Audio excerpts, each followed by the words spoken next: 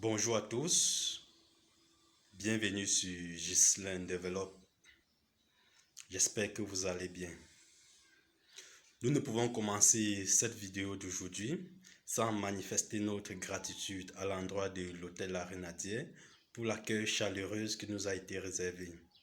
Également, merci à vous qui nous suivez depuis un bon bout de temps.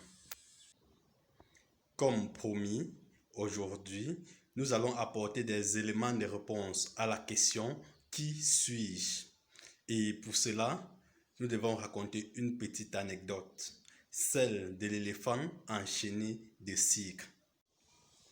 Il était une fois un petit éléphant attaché à l'aide d'une corde et relié à un piquet, se débattait à mort pour pouvoir s'échapper sans succès. Bien qu'ayant grandi, cet éléphant se confortait dans cette position selon laquelle sa vie ne dépendait que du périmètre que lui offrait cette corde. Nous sommes sans ignorer la puissance dévastatrice que possède un éléphant. Sommes-nous cet éléphant de cirque? Chacun de nous devrait se poser cette question. Si nous n'agissons pas comme cet éléphant enchaîné de cirque, c'est une bonne chose. Mais si c'est le cas, nous devons nous réveiller et prendre les choses en main. Prendre les choses en main, c'est se réveiller. C'est de prendre conscience du combat que nous avons à mener, afin de mener ce combat qui va nous permettre de nous détacher des chaînes auxquelles nous sommes restés captifs pendant longtemps. C'est de ce combat que parle le célèbre auteur africain Ricardo Kanyama, encore appelé le Kiyosaki de l'Afrique, dans son ouvrage intitulé « Je suis Kunta ».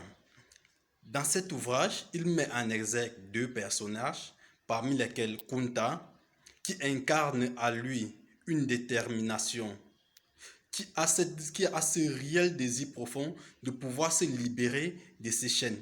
Mais à côté de lui, nous avons Violon, qui est cette personne-là, issue des parents esclaves, c'est-à-dire il est issu d'un éléphant enchaîné de cirque, mais ne comprend pas la raison pour laquelle Kunta est en train de se battre. Ne comprend pas la raison pour laquelle Kunta veut se délier de ses chaînes. Tout au contraire, il encourage Kunta à se conforter dans cette position, puisque lui, il n'a jamais connu la liberté pour abandonner cette mentalité de violon, c'est-à-dire celle de l'éléphant enchaîné de cirque. Nous devons nous investir dans la lecture.